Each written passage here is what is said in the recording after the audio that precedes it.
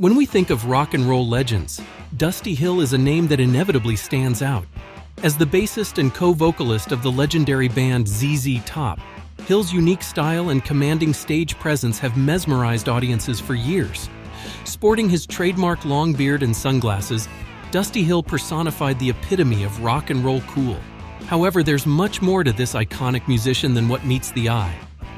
Before we begin, please support my channel by clicking the like and subscribe buttons. Thank you. The unexpected passing of Dusty Hill, the bass guitarist, vocalist, songwriter, and keyboard player for ZZ Top in July 2021, left a profound impact considering his significant yet modest legacy in the realm of rock stardom. Known for his iconic lengthy beard, dark sunglasses, and frequent sporting of cowboy hats, Hill, alongside his look-alike and bandmate Billy Gibbons on guitar, and drummer Frank Beard formed an unforgettable ensemble. ZZ Top, dubbed the Little Old Band from Texas, crafted a distinctive sound, visual style, and lore that elevated them to legendary status in the music world. These musical titans, much like the figures of Mount Rushmore, appeared as if they were meant to endure eternally. The band was actively touring up until Hill's tranquil departure in his sleep at his Houston residence, following a trip for hip injury treatment. With Elwood Francis, the band's guitar technician, stepping in to fill Hill's role, Gibbons announced their determination to complete the tour. Emerging from modest roots in Houston in 1969, ZZ Top built their reputation through constant touring within America. By 1976, with their global Texas tour, they had risen to become one of the top stadium draws in the country. Their ambitions and iconic beards grew, and with the 1983 release of their eighth album, Eliminator, they achieved international fame in the MTV era, thanks in part to unforgettable promotional videos for tracks like Gimme All Your Lovin', Sharp Dressed Man, and Legs. This era not only solidified their image but also led to the album Eliminator, receiving diamond certification in the US for sales surpassing 10 million copies. In 2004, ZZ Top's legacy was further cemented with their induction into the Rock and Roll Hall of Fame by Keith Richards. They celebrated this honor with a performance of Tush, their 1975 hit, delivered with Hill's characteristic energetic flair. Despite a decline in commercial success and recording in the new millennium, the band continued to tour, with Gibbons humorously noting they would discuss anything but splitting up. Joseph Michael Hill, born in Dallas, Texas in 1949, was deeply influenced by his mother, a talented singer and waitress who introduced him to Elvis Presley's music. A guitar gift at 8 eventually led him to the bass, designated by his brother Rocky when they started playing in bands. In the mid-60s, while playing with a band that included a female singer from Liverpool and his brother, they encountered drummer Frank Beard. This meeting would lay the groundwork for ZZ Top, marking the beginning of their journey together after recording 3 singles locally.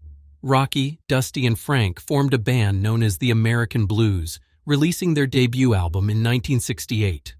After Rocky departed from the group, Dusty and Frank sought a vocalist and guitarist, coinciding with Billy Gibbons' search for a rhythm section for his emerging band, ZZ Top, based in Houston. When they first convened, Dusty proposed a blues shuffle in C, leading to an initial jam session that spanned an uninterrupted 3 hours. Reflecting on this moment decades later, especially after Dusty's passing, Gibbons remarked, "We will forever be linked through that blues shuffle in C." The immediate and profound musical connection among the trio was unmistakable. Deeply rooted in the blues, they embraced the genre's traditional structure while eagerly exploring its creative limits. Hill, with his formidable skill, crafted a bass technique characterized by its depth and density, undergirding ZZ Top's sound with a mix of fluid boogie rhythms and solid rock motifs. His musical versatility shone through classics such as the grounded groove of Waitin' for the Bus, the brisk pace of Thunderbird, and the intense bass-driven finish of I'm Bad, I'm Nationwide.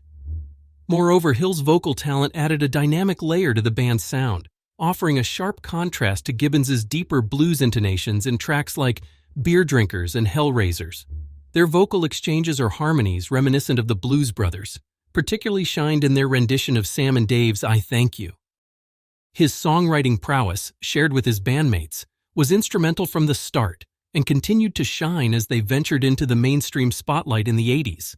with Hill incorporating distinctive keyboard elements into hits like Velcro Fly and TV Dinners, extending his influence into their live performances. On stage, Hill and Gibbons presented a striking front, engaging in choreographed movements that bordered on the surreal, while Beard maintained a composed presence at the back. Their elaborate stage routines, perfected through years of touring, from shadowing each other across the stage to synchronized guitar moves and playful gestures during Sharp-Dressed Man, transformed their concerts into a visual spectacle as much as a musical triumph, propelling them to an unexpected success as a video act. Hill's contribution was undoubtedly central to this unparalleled dynamic. In their formative years, ZZ Top tirelessly toured across Texas, often playing to small audiences in lesser-known locales. One memorable performance in Alvin, Texas, was before just a single attendee, including an encore. Bill Ham, their manager and a seasoned promoter from Houston, was unwavering in his belief in the band. He insisted on a rigorous schedule of performances, confident that this was the optimal way to refine their skills and cultivate a devoted fan base. He provided guidance not just in my professional life but personally. Hill reflected on Ham, who passed away in 2016. He was profoundly wise and I dearly loved him. The band's initial release, aptly named ZZ Top's first album in 1970, set the groundwork, but it was their third album, Tres Ombres, in 1973, that marked their breakthrough. This album, heralded as a masterpiece, contained La Grange, a spirited boogie that became their hallmark song.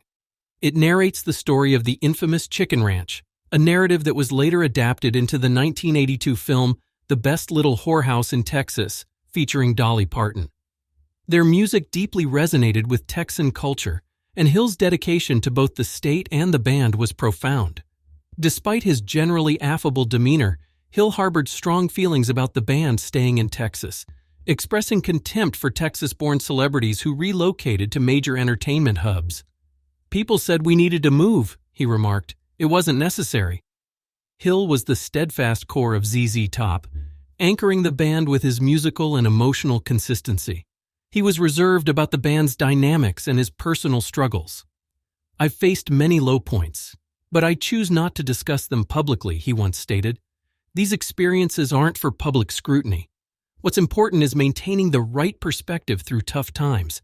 It's the lows that make you cherish the highs." When the band went on hiatus for 3 years starting in early 1977, following the worldwide Texas tour, Gibbons embarked on a journey around Europe and India, while Beard succumbed to a heroin and cocaine binge that ultimately landed him in rehab. In stark contrast, Hill chose to live incognito, taking a job as a baggage handler at the Dallas-Fort Worth International Airport. "For me, success is a great thing," he explained, "but it can also really mess with you. You never know if people are treating you based on who they think you are or who you really are. I just wanted to feel normal. So I got myself a job at the airport. I put on a work shirt that said Joe, cut my hair, and worked there for a few months. I was really happy. On Friday nights, I'd go to the beer joint to dance, drink, and flirt with the girls, and everyone knew me as Joe. It gave me a sense of being grounded, I guess." Hill's wild days of beer drinking and hell-raising never completely left him. In December 1984, he was admitted to Memorial City Medical Center in Houston, with a bullet lodged in his abdomen. A woman who accompanied him told police that she was helping Hill take off his boots at home when a .38 caliber Derringer fell from one of them and discharged. Initially unsure whether the bullet had hit him, Hill was eventually persuaded to go to the hospital, where a routine operation successfully removed the bullet. In 2000, a ZZ Top tour was canceled when Hill contracted hepatitis C. After recovering and resuming touring with the band, he declared that he was living proof that hepatitis C could be contained, and that ZZ Top could not be stopped. Unfortunately, no one can defy the odds forever. When asked a few years ago what he would like to have written on his tombstone, Hill admitted he hadn't come up with a suitable answer. Perhaps a line from ZZ's "Jesus Just Left Chicago" would be fitting. You don't have to worry because taking care of business. Now it's your turn to share. Do you have a favorite ZZ Top song or a memorable moment from their career? Let us know in the comments below. And if you haven't already, click the bell icon to stay updated on all of our latest content. Thanks for watching. Like and subscribe for more deep dives into music icons just like this. Take care and bye for now.